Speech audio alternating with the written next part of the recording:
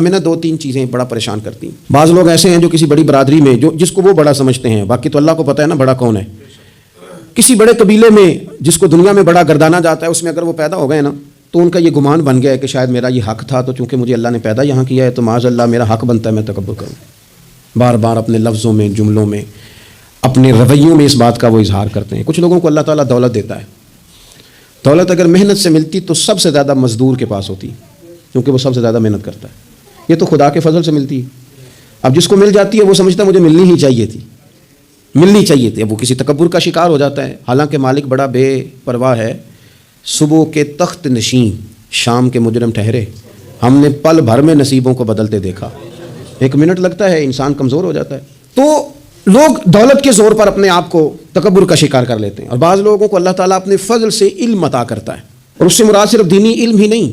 اگر کسی کے پاس کوئی دنیاوی ڈگری ہے، دنیاوی، میں بڑے ادب سے عرض کروں گا، میں بڑے زمانے سے کچھ نہیں تو مجھے 20 سال ہو گئے ڈاکٹروں کا چکر لگاتے. والد صاحب بیمار تھے، والدہ بیمار تھیں، خود جانا پڑا، کبھی بچوں کو لے کے جانا پڑا. میں نے لہجوں میں بعض جگہ پہ غرور دیکھا، لہجوں میں.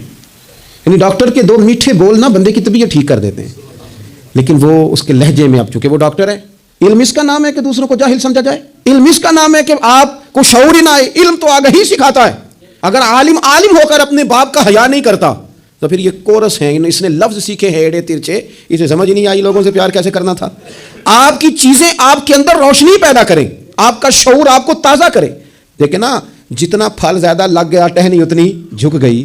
اور اگر آپ پھل کا بھی اظہار کر رہے ہیں اور ٹہنی آپ کی اکڑی ہوئی ہے، اس کا مطلب یہ ہے کہ آپ کے اندر وہ شعور پیدا نہیں ہوا. حضرت عبداللہ بن عمر رضی اللہ تعالیٰ عنہ اور حضرت عبداللہ بن عمر دونوں بیٹھے تھے. عبداللہ بن عمر اٹھ کے چلے گئے تو عبداللہ بن عمر نے رونا شروع کر دیا. دیر تک روتے رہے. اللہ کرے کسی کو کوئی ایسا یار ملے جسے مل کے بندہ روئے. ایک باری میریاں اکھیاں چوں انہوں نے اتھرو پونجے سن، ہن تے چسکا پی گیا رونے دا، تے ہر ویلے آہو زاری دا.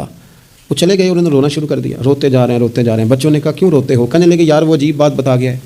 وہ کہتا میں نے حضور علیہ السلام سے خود سنا ہے کہ جس کے دل میں رائی کے دانے کے برابر تکبر ہو جنت میں نہیں جائے گا. روتا ہوں، انسان ہوں، کبھی کوئی بات ہو ہی جاتی ہے، کبھی کوئی پریشانی ہو ہی جاتی ہے. پھر اپنے ارد گرد والوں سے کہنے لگے دعا کرو رب عاجزی کی توفیق دے دے، اللہ بڑے بول سے بچا لے.